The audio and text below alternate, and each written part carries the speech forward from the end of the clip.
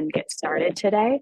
So hello, everybody. Welcome. My name is Haley Campbell. I am a project director at the Global Consortium on Climate and Health Education, and it's my pleasure to welcome you today to the 2023 November Member Learning Collaborative webinar. So before we get started, just a couple housekeeping things. To any participants, if you could please keep your microphones muted throughout the duration of the presentations, that would be great. And we will have questions for the presenters given out after each of the presentations. And so for those of you that are joining us for the first time, Learning Collaborative webinars are intended to provide opportunities for members to share and learn about strategies, challenges, and success stories for integrating climate and health education into health professional curricula. Many institutions are at different, checkpoints in their climate and health curriculum integration, and this is intended to sort of be a discussion and a dialogue and take away some lessons learned and next steps.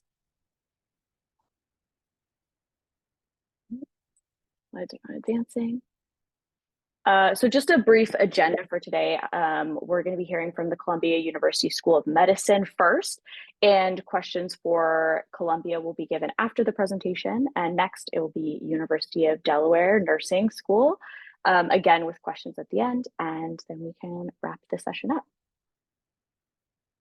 So we have some very exciting presenters today who I know personally, who will be sharing their climate and health curriculum and initiatives at their institution.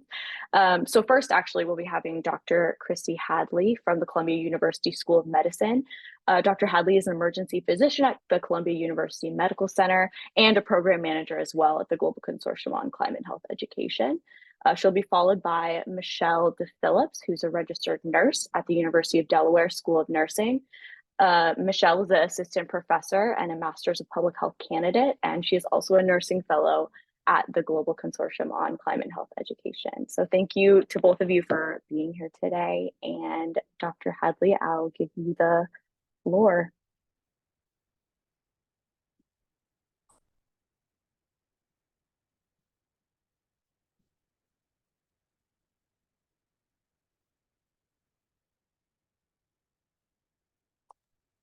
Sorry, everyone. Immediately as it changed, I had issues with my technology as usual, right?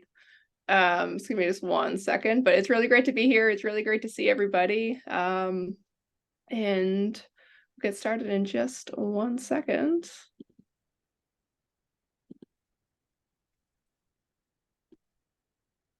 All right, can you all see that okay? Does that look okay from your end? Yeah, looks good. Wonderful. All right. So yeah, again, I'm really excited to be here today with everybody. And so as Haley said, I am an emergency physician. I work primarily clinically in New York City at Columbia University. And then I also work at the Global Consortium of Climate Health Education as a project manager. And kind of with those two different roles, I've gotten to do some really cool things. And so one of those specific ones is this course.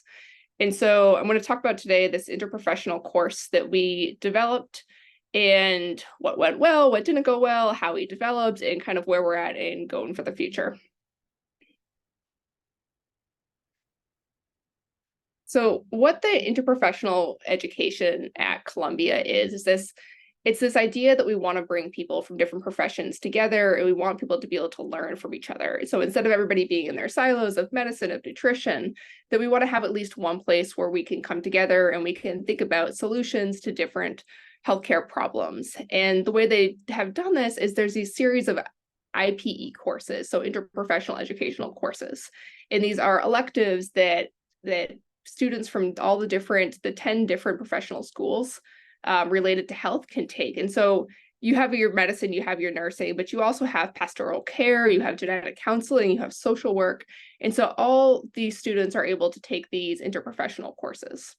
And so for people who, as people were really interested in climate change, the health impacts of climate change, we thought that this was a really interesting opportunity to reach beyond kind of our traditional public health, medicine, nursing, to really bring in people from and students from lots of different parts of the university. So occupational health, which we don't usually work with as much, or physical therapy. And how do we design a course that can really enable people to think about this in a way outside of what they usually do?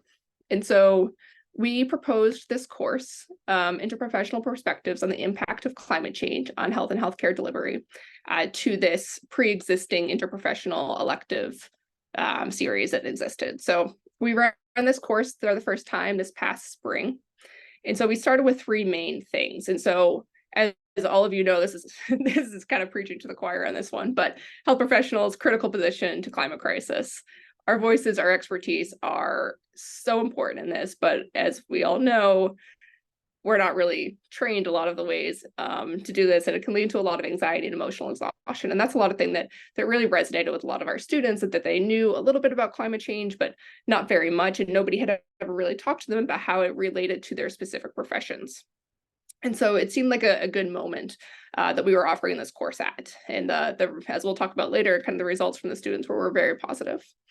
And so our biggest things with the course, we were going to explore the science, we were going to see how health communities are being affected, and we were going to look at opportunities to act. And so through that, there was 5 main things that we wanted to hit on. So how health professionals respond, how we can understand the science, how we can look at the sociocultural determinants. And we really looked at these from the different perspectives of what communities are vulnerable, but also what patient populations are vulnerable to the specific backgrounds as well. And so like specifically for physical therapy, what should they be looking at in their patient populations, and what sort of vulnerabilities that they should explore in terms of looking at the health impacts of climate change, and then how they can bring their perspective to this wider perspective of health professionals, how we can build resilience, and then also how can we communicate this? How can we actually give people the tools to communicate this with their peers within their fields, but then also to the greater healthcare systems? And so when we were developing this course, we really started with the basis of the core concepts. And I'm sure this is something that many of you are familiar with, what the core concepts are. And so for the GCCHE, we developed these core concepts of how you really guide the education curricula, and what are the things that health professionals should really know, what skills, which knowledge, and how can we really distill those down, and then guide ourselves. That's when we use them to guide ourselves when we're developing curriculum. So that was our starting point.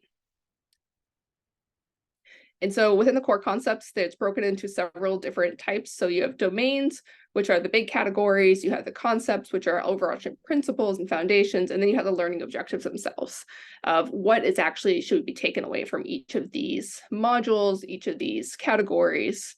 And so if you guys are interested in seeing this, and this is something that I'm sure many of you are familiar with already, you can get this on the GCCHE website. So we took those core concepts, and then we looked at our university, and we looked around, and we're saying, who is working on this? And maybe people who've worked together before, people who haven't worked together before, and how do we pull people from each of these different disciplines? So how do we get people from social work? How do we get people from nursing? And how do we bring them all into a room and talk about what we should have in this course?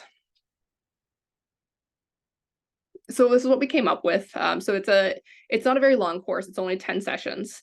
And so we started with really, how do you tell your story about the climate crisis, and like how do you situate yourself as a health professional? And many of the students in our class had really never thought about this before. They're pretty new to the concept of the health impacts of climate change in general. And so we really set the foundation with that first module. The second thing we did, we just went into the basic mitigation adaptation. We went to health. We talked about healthcare systems, emissions. This is probably very similar flow as the rest is, and many of you have with the different initiatives that you're doing at your place as well. But this is just kind of what we did. And so we really wanted to bring a lot of voices of communities in as well. So we did a lot of environmental and climate justice. We brought in people from different communities in New York City who were doing different things in their own communities to develop resilience. We talked about food, and then we had a debrief. So one of the other things we really wanted to do, and one of the things I think was a really strong point about this, is that we wanted people to be able to share their own perspectives from their own fields with the rest of the participants. And so one of the ways we did this was through a project where the students actually they were working with the sustainability office at New York Presbyterian, and they were developing a series of videos in order that they were then going to share with the greater New York Presbyterian audience on different aspects of sustainability. And they were working in groups of 4 to 5 students and had a faculty mentor then that were then guided them through this whole process. And every one of the groups actually had a different makeup of students from different backgrounds. And so every group had like someone from nursing, someone from medicine. So nobody was really with each other, with people from their same background. And so it really did promote a lot of interprofessional relationships with that. So the topics we looked at single device reprocessing, linens, how do you actually sort regulated medical waste, and then medical supply donations. So these were very specific topics that our sustainability office had suggested to us to cover. And because again, this is all these things that I actually didn't know very much about it when I started either from this course, so I learned a lot about it too. But these were topics that we don't get in our medical curriculums or nursing curriculums or social work.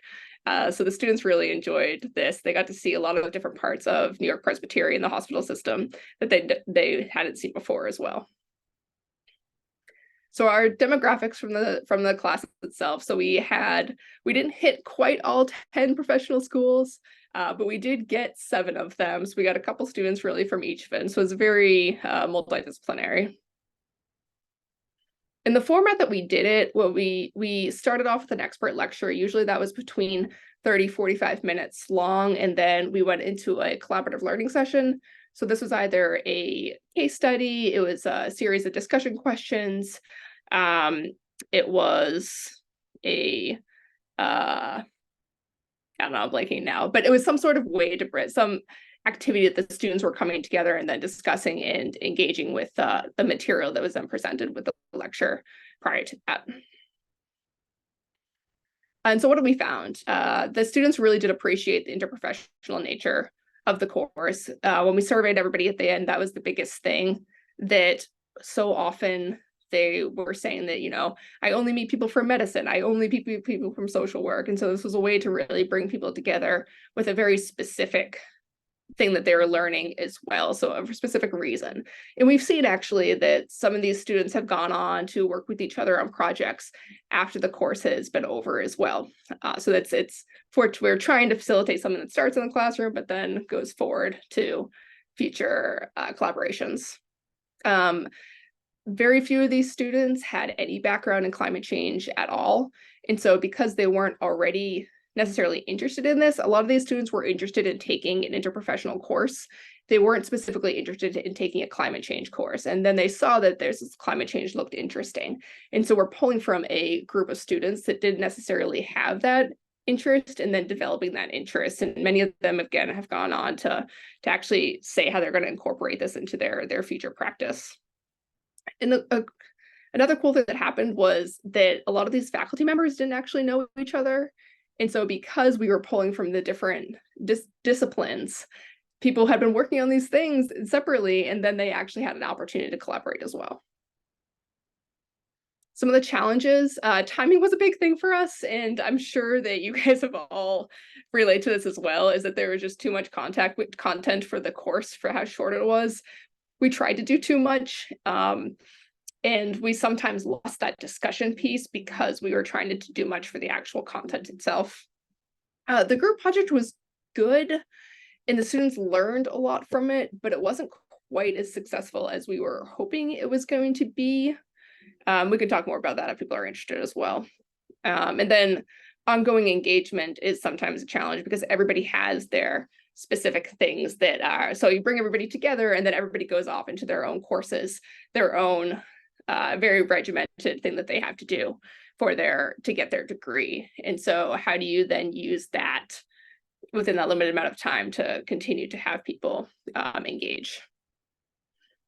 And so next steps, we're planning on running this course again.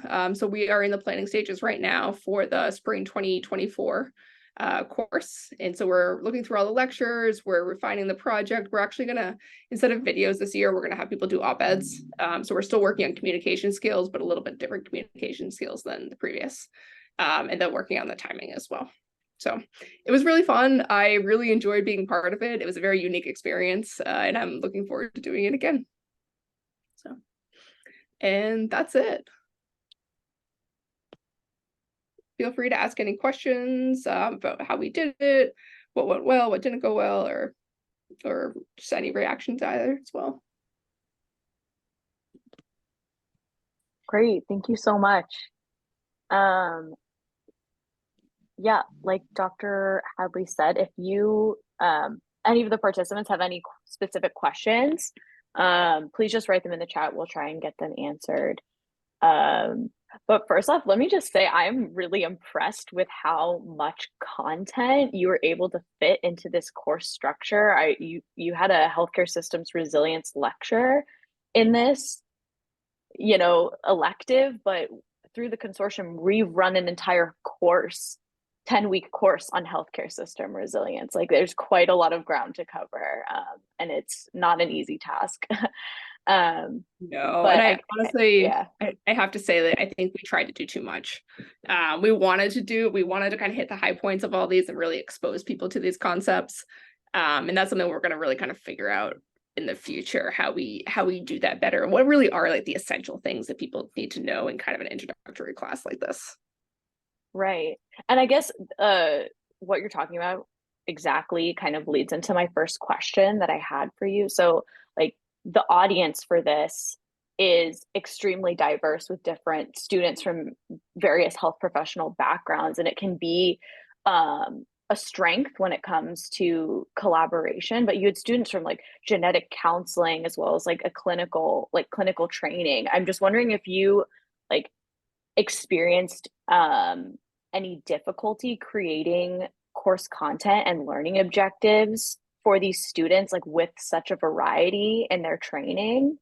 Yeah, if you have any reactions to that. It definitely presented a challenge. And as we were conceptualizing this course and we were doing the learning objectives, we wanted to be specific enough that it was really useful and people could walk away with like really actionable skills, but also had to be broad enough that it would apply to a lot of different backgrounds. And we were fortunate that it was a pretty small group.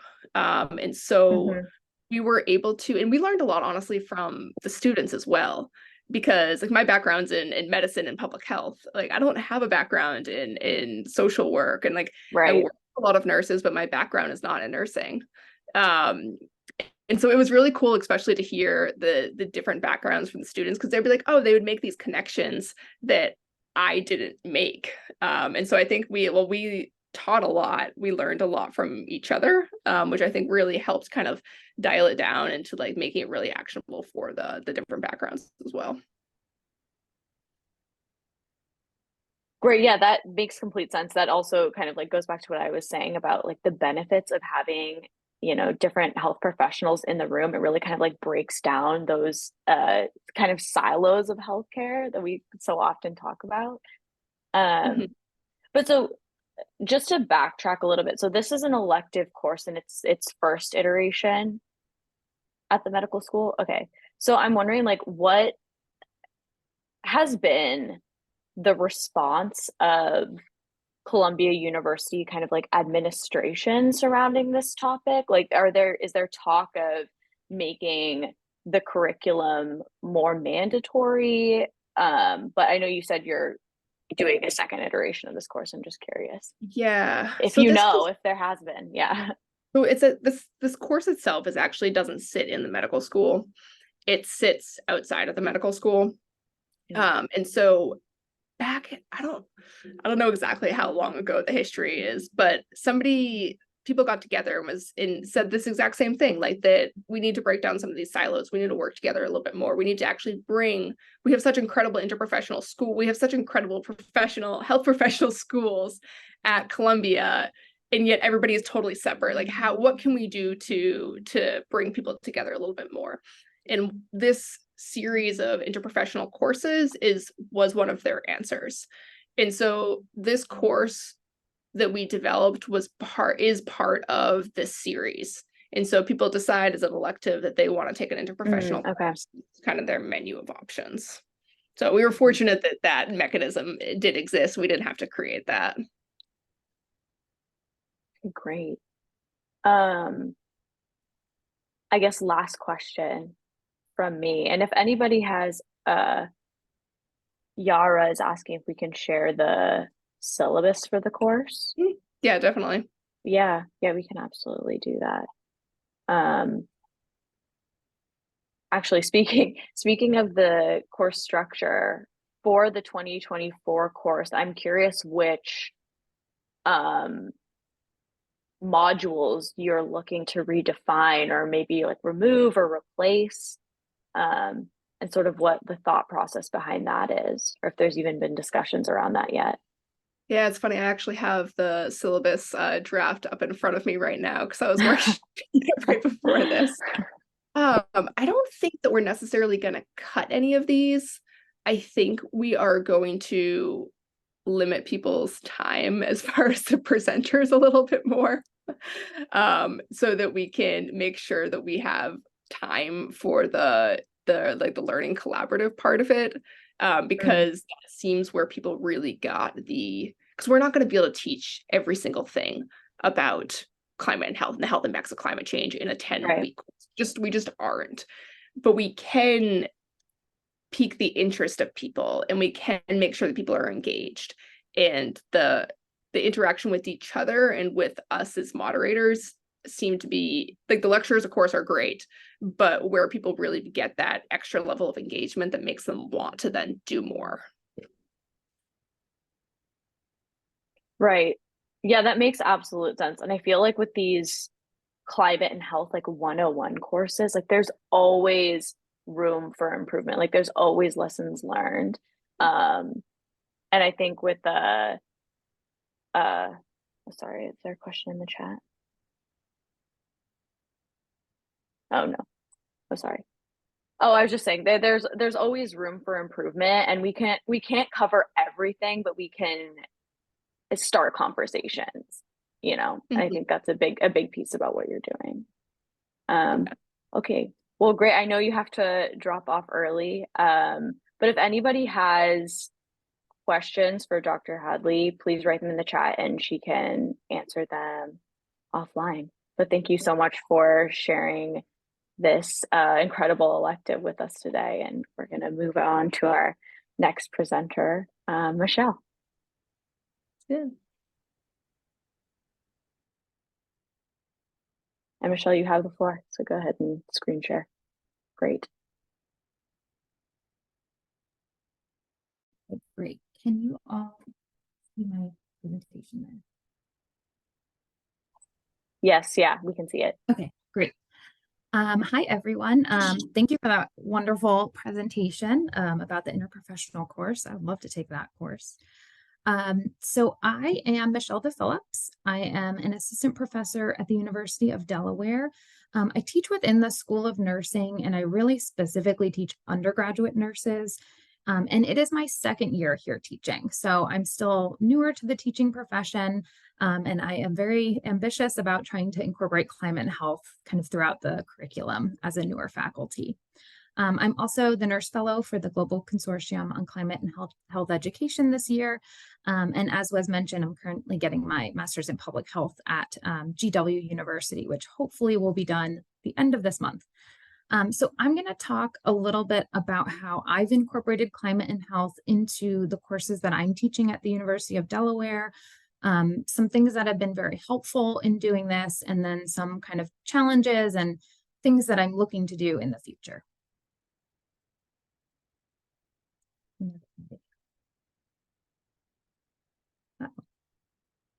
Okay.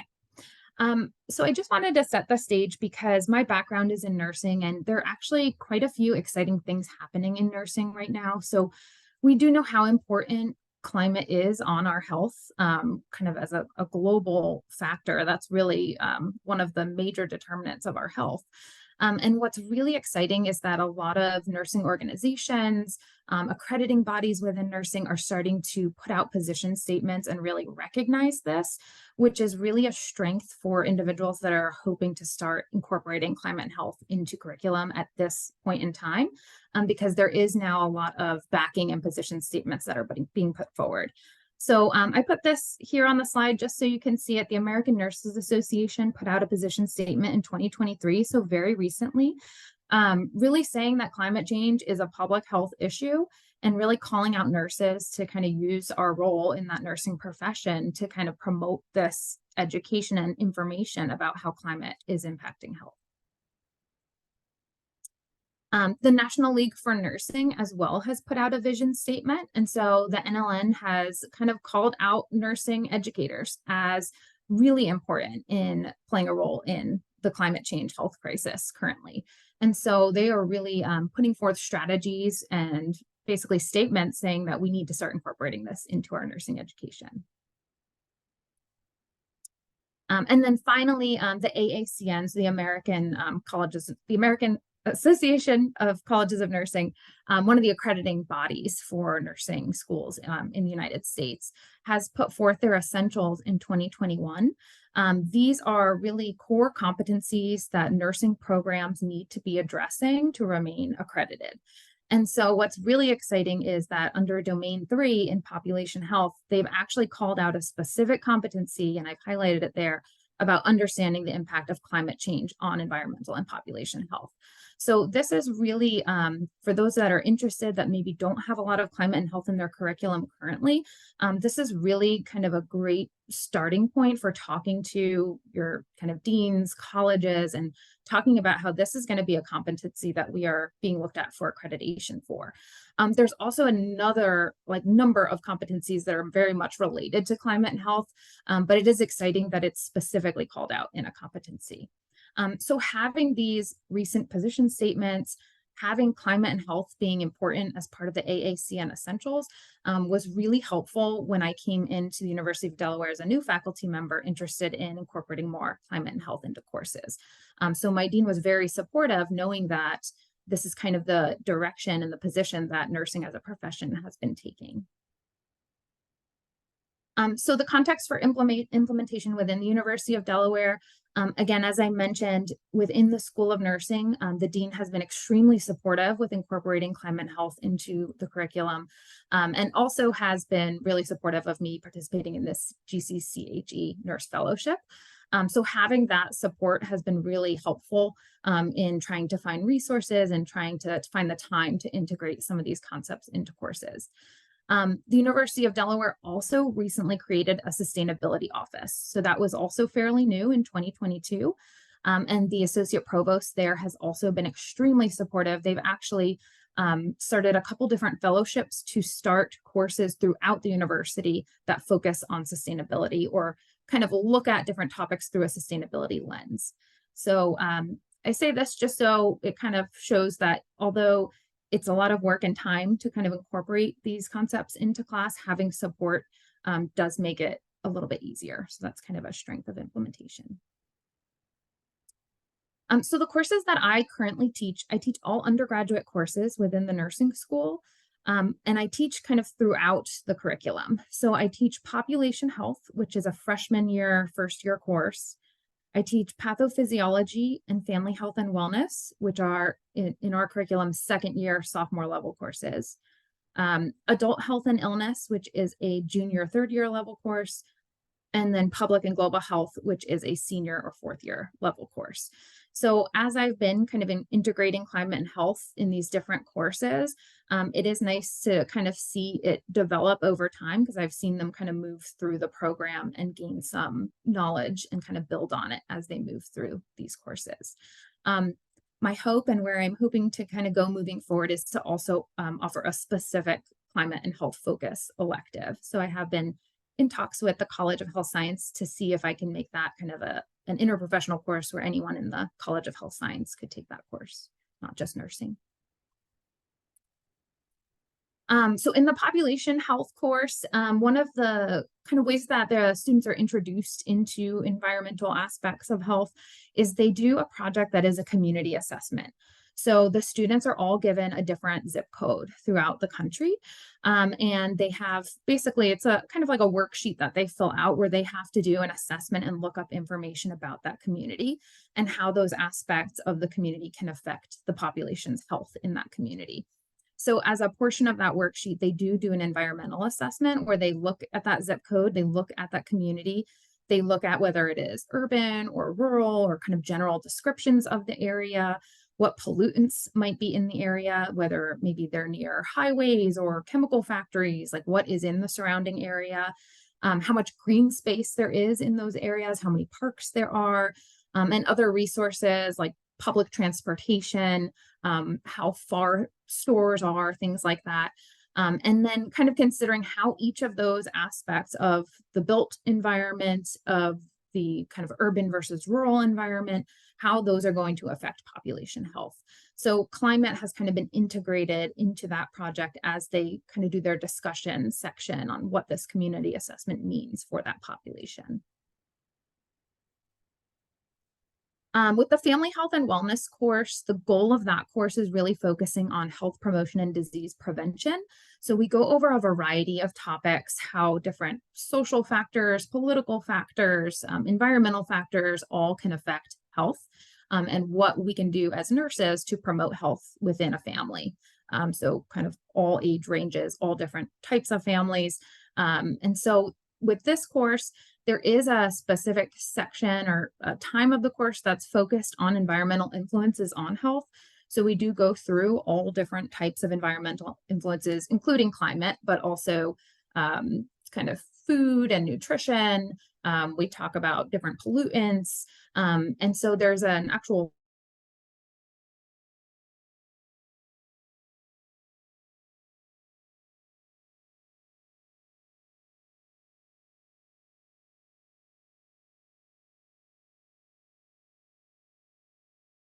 disasters, vulnerability of communities.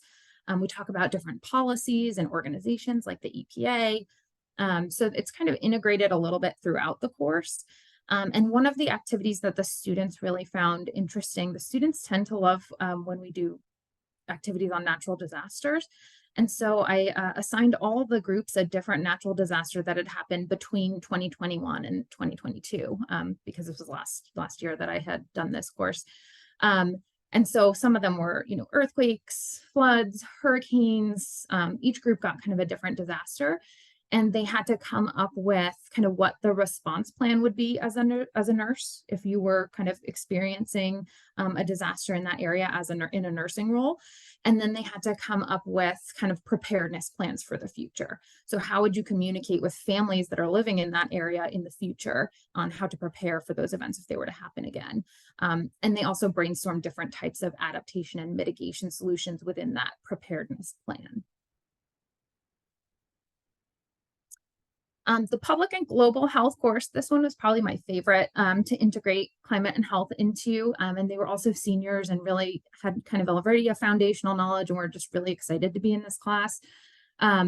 There were kind of multiple didactic portions where we talked about climate and health.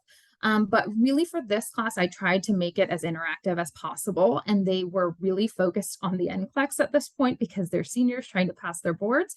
So I did a lot of games with NCLEX style questions related to environmental emergencies. They created posters, which we put all around the room where each group had different kind of topics related to climate. So one might be heat-related illness, the other might be vector-borne disease, etc. And they wrote kind of short and long-term effects on those posters.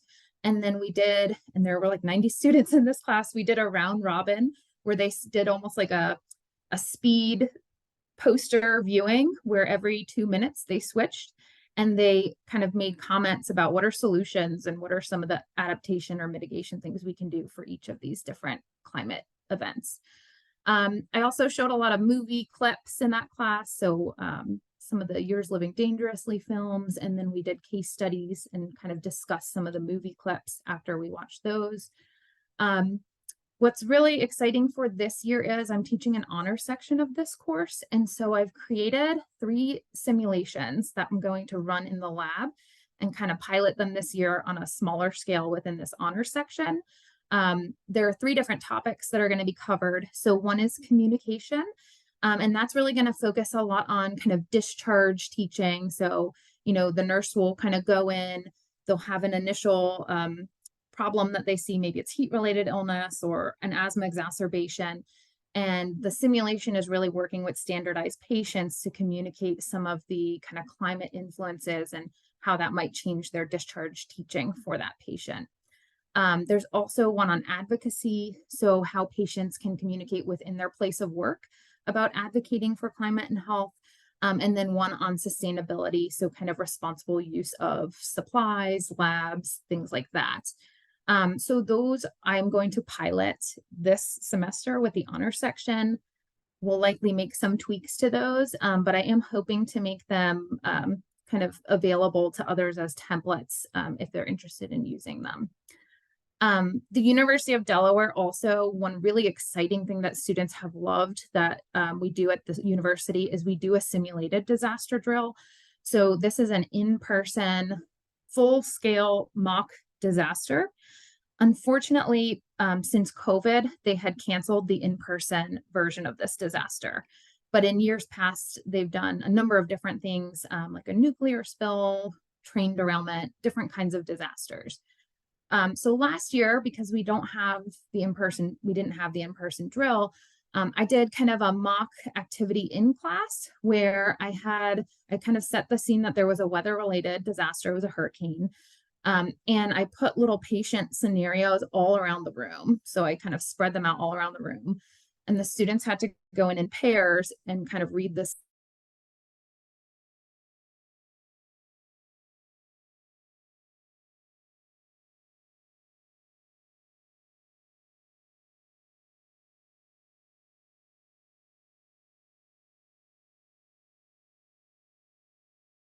enjoyed. I've been able to kind of take that to the simulation department. And this year we are going to do a natural disaster related simulation drill in person in the spring.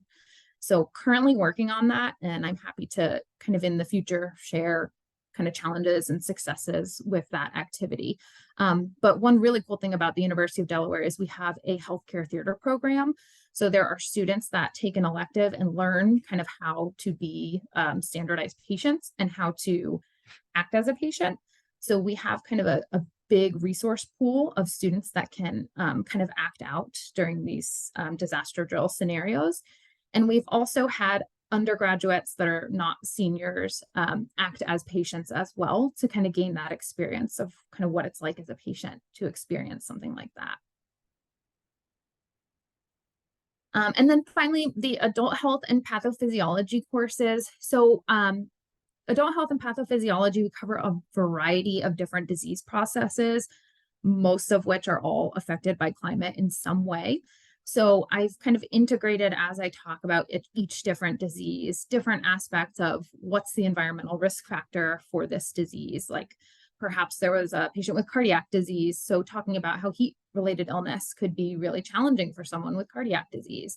Or maybe someone has asthma and talking about air quality and how that can really impact those patients. So kind of on a disease by disease process basis, I've started incorporating climate and health into those different topics that are covered. And so I will say, I think having the support of the university and the dean as a whole has been very helpful. And so I've been lucky to have the freedom to incorporate some of these activities and ideas into my classes. But I think a challenge, at least for me, is that I'm newer to the university. And I know there are people in other areas in the university doing great things, but I'm just not quite connected with them. And a lot of faculty that I work with kind of already have their courses set, their assignments set. And so as a new faculty, it's been a challenge to try to ask other faculty to start incorporating some of these concepts into their classes. Now, ones that I've been kind of teaching sections with, so there are 2 sections of the public and global health class, the professors have been very receptive. And so they've also incorporated the same climate and health activities that I have in my courses. But there are so many courses that I'm not teaching, and I think it's really important to make sure that climate is also being integrated there. And so through the Global Consortium on Climate and Health Education as a fellow, I've been lucky enough to work with some kind of brilliant minds in both the medical and nursing field. And I just wanted to highlight and kind of make sure everyone knows about, if you don't know about it yet, that there actually are a lot of free resources out there. And so the Climate Resources for Health Education is a free online resource that has a number of evidence-based and their faculty expert reviewed case studies and slide decks that can be used to incorporate climate change into health curricula. So right now the CRHE is kind of medical focused for med schools. And so it kind of goes by body system, which in my understanding, that's how a lot of med schools kind of go through some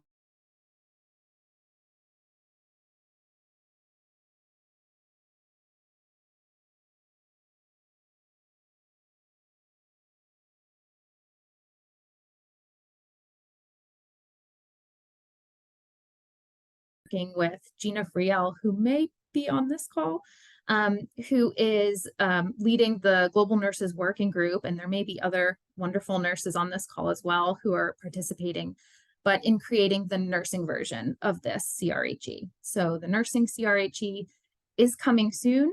There have been kind of expert faculty nurses who have created a number of objectives, and we have just finished creating the templates for case studies. And so we are looking to see if there are any interested kind of healthcare professionals, faculty members who would like to either write case studies or slide decks, faculty advise for students that might want to write them, or also expert review once those case studies and slide decks have been written. The nursing CRHE is structured a little bit differently than the medical CRHE, in that nurses, a lot of the times in our curriculum, we focus a lot on populations rather than body systems. So the nursing CRHE is really organized by different populations. So there's going to be a pediatric section, an adult health section, a community section, health systems, and then I think a climate 101. And so it's really exciting that this is coming soon. And I think this is going to be a wonderful resource to try to incorporate climate and health into other courses throughout the curriculum. So if there's someone teaching pediatrics and I'm not necessarily teaching that, I can provide this free resource of multiple case studies that are pre-written with facilitator guides, with extra resources for more information that can really easily be incorporated into classes. So if anyone's interested, please do reach out. I have my contact information and the CRHE email on the last slide. And there it is.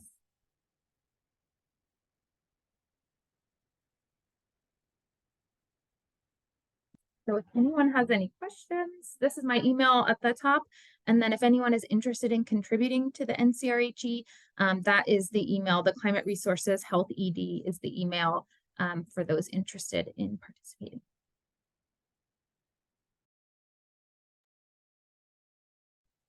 Great. Thank you so much, Michelle. Oh, and I see Gina's on this call as well. Our other nursing fellow. Yeah, Gina, if you have anything to add about the nursing CRHE, please feel free. You did a great job, Michelle. That was awesome. I think the only thing that I would add to what Michelle so eloquently stated was that the Global Nurses Working Group will be having our next meeting in January. I will put all the information in the chat. And so if there are other nurses out there that would like to learn more or become involved with this, if you're a nurse and you're wanting to create a resource, or if you're a nurse as a faculty, if you're just a nurse in a private practice, if you're a nurse in a hospital setting and you would like to create a resource or join a team, please reach out to us, and we will be having all of that available on our website upcoming in the next days and weeks. And please be on the lookout for that and share these resources and utilize them, join with us to create them. They're going to be for nurses, and we would love you to join in this with us. And I will put the next meeting in the chat. Brilliant. Thank you so much. All right. Well, if anybody has specific questions for Michelle, please go ahead and write them in the chat. I've written a couple of my own. But first, let me just start by saying I actually really appreciate that you started with like very encouraging kind of language. It's really great to see that associations like, you know, the National League for Nursing are giving recognition to this topic. Like we know health professionals as a collective have a very powerful voice when it comes to being advocates for scientific and climate related information. But of all of those, like nurses are the most trusted voice to communicate this type of information. So it's great to hear that the associations are like formally, you know, recognizing this. And it's great to hear that your dean has also been so supportive of this kind of material being integrated. And yeah, I just thank you for kind of highlighting the importance of like support in this space. And I think the CRHE points to that exactly. Like these resources are available, like other nursing institutions, if you're trying to do something similar to this, like there are people out there that want to help you and give you the tools to be successful in this. And I'll just make a quick plug for CRHE. If you are a medical, you know, specialist and you want to provide expertise, I know the CRHE team is looking for advisors for pulmonology and infectious disease right now. So I've dropped the link in the chat to CRHE if anybody on this call is interested. But first, Michelle, I have a question for you about the climate specific elective. I think it's also really cool to me to see that there were so many entry points to incorporate climate change content in such a variety of different courses that you are engaged with. Is pretty spectacular. But I'm wondering what kind of, I don't know what stage you are in the planning process yet for this elective, but I'm curious like what you have in mind for course structure. Like, is this intended to be, you know, a 101 class like Christy just presented on, or is it more of the like honors class that you mentioned earlier? Yeah, so great question. So for our program, they offer their nursing 411s, they're nursing electives. And so in order to stay a full-time student, we kind of offer those in senior year. And so they've been on a variety of different topics. I've been working with the UD Sustainability Associate Provost, and he is really pushing for more sustainability and climate incorporated into all courses throughout the curriculum. And so in talking to my dean, she said the easiest way to do that is through an elective, because you don't have to go through the formal like approval of the course into the curriculum. So I think my goal would be to start it as kind of a climate 101 elective, because I'm not sure, to be honest, I'm not sure whether PT, speech, nutrition, other areas of health science cover this content. To my knowledge, they do not, but it may be happening and I just don't know. But when I've talked to the kind of head of the College of Health Sciences, they were saying like, yes, an elective where it's interprofessional, where multiple people in health science can take it would be very helpful. And they want students to work interprofessionally.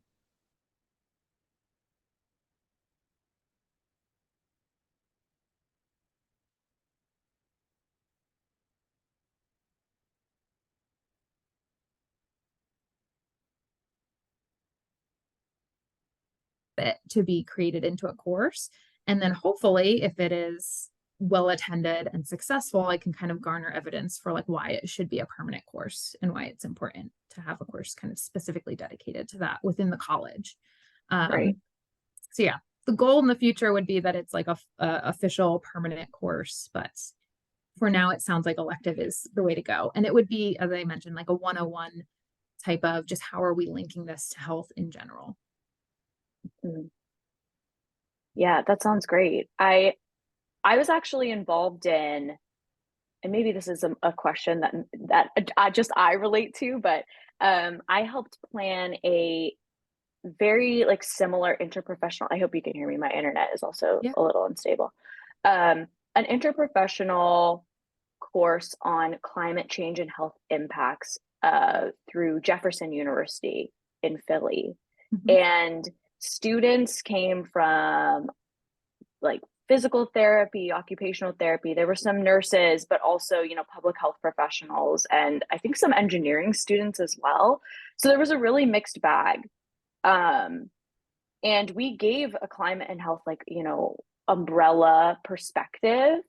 But I think the students were really had an appetite for climate content that related to their health Mm. profession and incorporating maybe like case studies like you had mentioned. I'm just wondering if you have any suggestions for that specifically within the nursing profession that like really worked well in some of Yeah. your courses. Yeah. I think the students really enjoyed the case studies, exactly what you were saying, like Mm, thinking through, here's my patient. I know my role as a nurse. What do I do for that patient right. in whatever scenario it is? They also really enjoyed, and this might be very specific to the United States colleges, the NCLEX style questions, because as seniors, they are so focused on passing their board exam and they're used to those practice questions. But I also think they found them kind of fun because I don't know, they just really like those NCLEX practice questions. A lot of those are more so on environmental emergencies than climate and health as a topic, to be honest. But I feel like students really enjoyed that and were kind of thinking in their nursing role in doing those. But so probably case studies and then Mm-hmm. practice questions were the best received. I also wanted to mention, and Gina can kind of add to this, the climate simulations that I'm piloting, I'm hoping they go smoothly. And then the hope is that we also incorporate simulation kind of templates and examples in the nursing CRHE too. So hopefully if those goes well, those will also be available as free resources for people that want to do simulations. So I think kind of tagging on what we were talking about, I think especially in nursing and I'm sure in other professions as well, like those hands-on simulations, I feel like are very enriching for students and they really can feel like they're in the shoes of the nurse and this is Right. how I would talk to my patient. So I think those simulations will also be very helpful. I think maybe it just makes the climate crisis that much more tangible as a health Mhm. professional.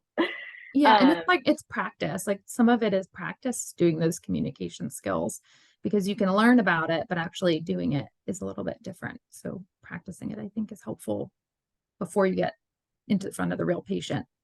Um, yeah. right. Yeah, absolutely.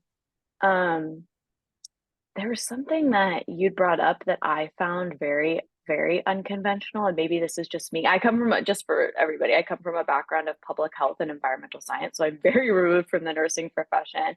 But this just seemed very unconventional to me to have nurses participate, and I can't remember which class this was for, maybe your population health course, but to have nurses participate in community assessments and environmental assessments of climate risk factors in specific populations.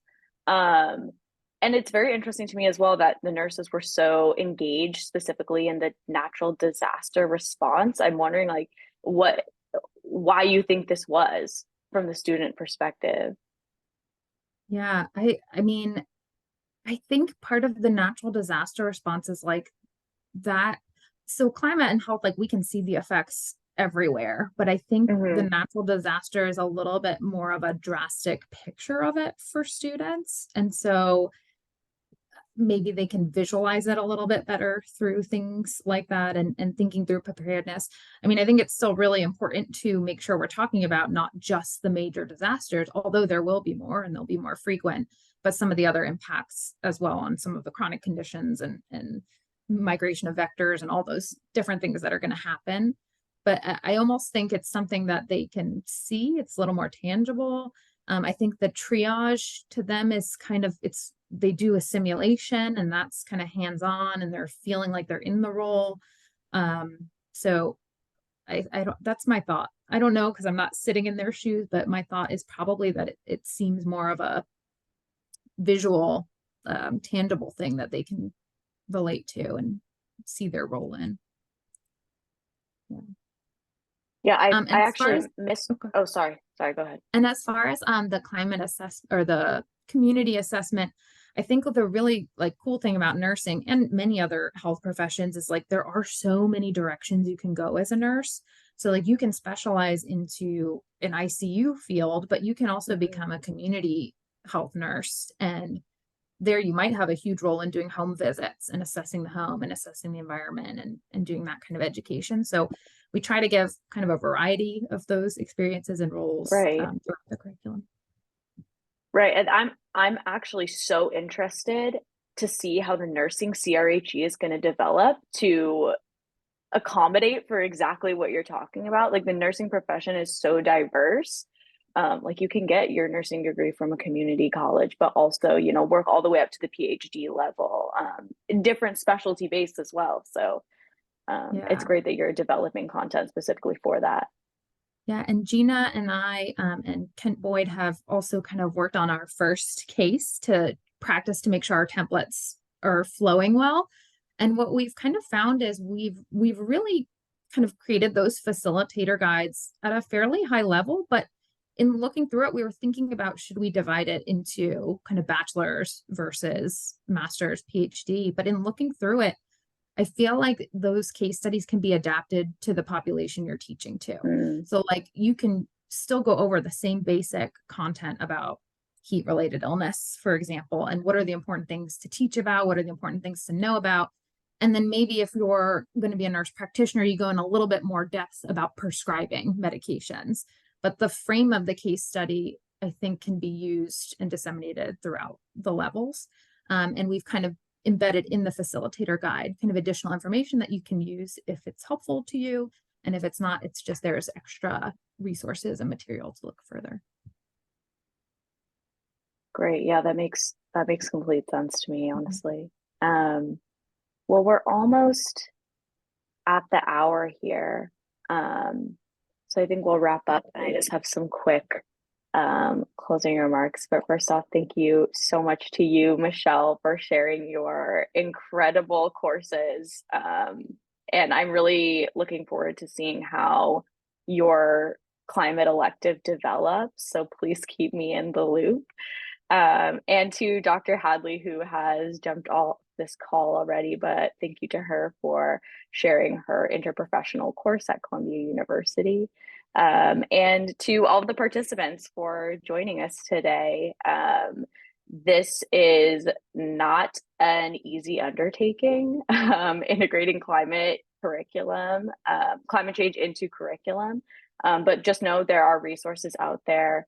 If you have any questions, please feel free to reach out to me. And a recording of this session will be available on the GCCHE website in case you want to, you know, reach out to Michelle or Christy about any of their curriculum as well. So yeah, thank you everybody, and have a good evening, morning, wherever you're joining us in from tonight. It's been a pleasure. Okay. All right, take care. Thanks again, Michelle.